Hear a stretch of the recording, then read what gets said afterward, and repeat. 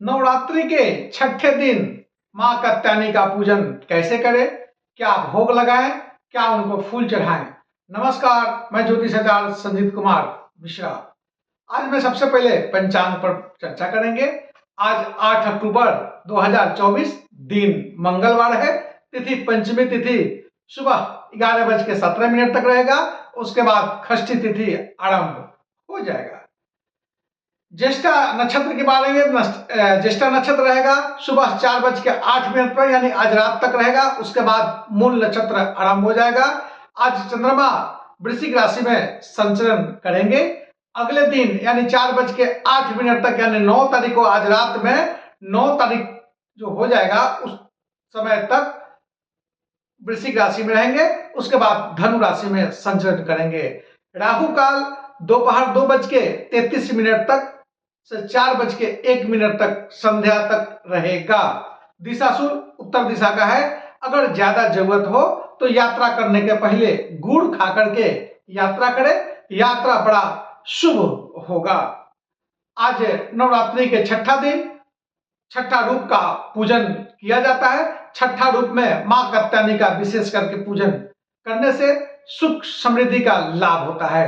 9 रूप में सबसे अलग रूप है माता कात्यायनी को त्रिदेव ने अपना शक्ति को एकत्रित करके देवताओं के सुरक्षा के लिए माता को प्रकट किया था। यह असुर को नष्ट करती है तथा अपने भक्तों को कल्याण करती है। जंगल में कत नाम के ऋषि एक रहते थे। ऋषि के जो पुत्र हुए, जो एक बड़ा पुत्र था, उनका नाम जो था वो कत्य था। कत्य का जो पुत्र हुआ उनके नाम जो है कात्यायन हुआ था। इन्हें कात्यायन को जो है कई बार मां दुर्गा से वर मिला था। यह मिला था कि उनके घर में मां दुर्गा जो है एक किसी के रूप में वो जन्म लेगी। उस समय असुर का आतंक बहुत ज्यादा बढ़ गया था।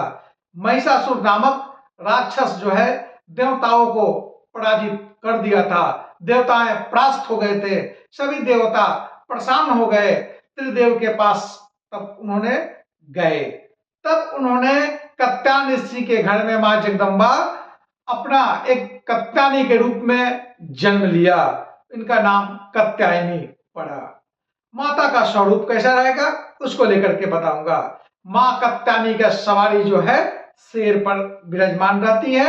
इनके चेहरे पर चमक ज्यादा रहता है, जिसे भक्तों के लिए अत्यंत मनमोहक इनका चेहरा है। इनके 4 भुजाएं हैं, जिनके दाईं ओर की ऊपर वाली जो भुजा है वो अभय मुद्रा में है तथा नीचे वाली जो भुजा है वो बड़ मुद्रा में है, जिसे अपने भक्तों को ये मां रक्षा करती हैं।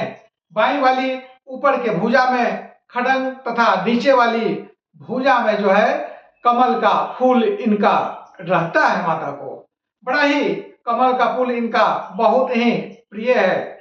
कात्यायनी माता का आराधना तथा महत्व बताएंगे। छठे दिन का कैसा इनके करे आराधना तथा महत्व क्या है।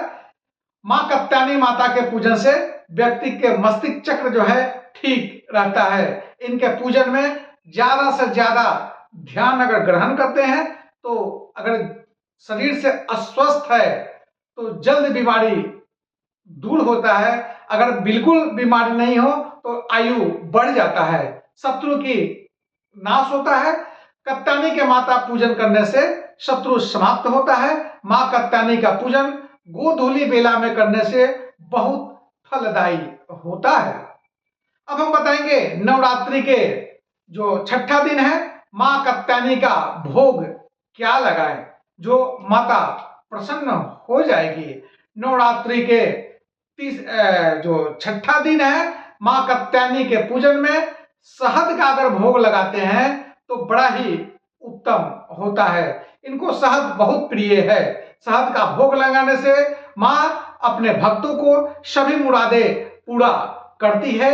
धन धान्य से भक्त परिपूर्ण हो जाते हैं। कहा जाता है कि महिषासुर के वध करते समय मां जो है मधु पीने के लिए विश्राम स्थल पर गई थी, इसलिए मधु इनका बहुत प्रिय है। कौन सी ग्रह को कात्यायनी माता संचरण करती है?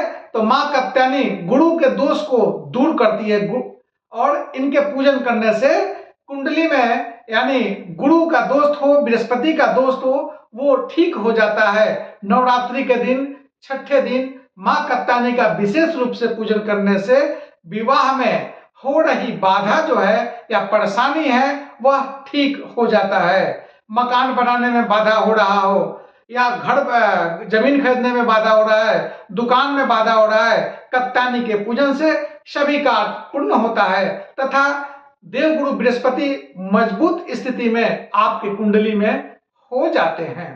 टोटका बताते हैं कात्यायनी का कैसे करें। टोटका इनका, कुंवारी कन्या के लिए अगर विवाह में देर हो रही है, उनके मन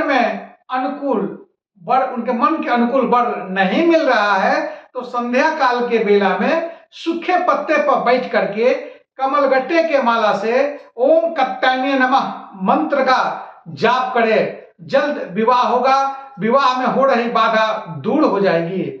लेकिन विवाह होने के बाद वैवाहिक जीवन में तनाव बढ़ गया हो तो नवरात्रि के छठे दिन मां कात्यायनी के पूजन करने से दाम्पत्य जीवन में जो परेशानी बने हुआ था वह दूर हो जाता है। तब तक जय माता दी।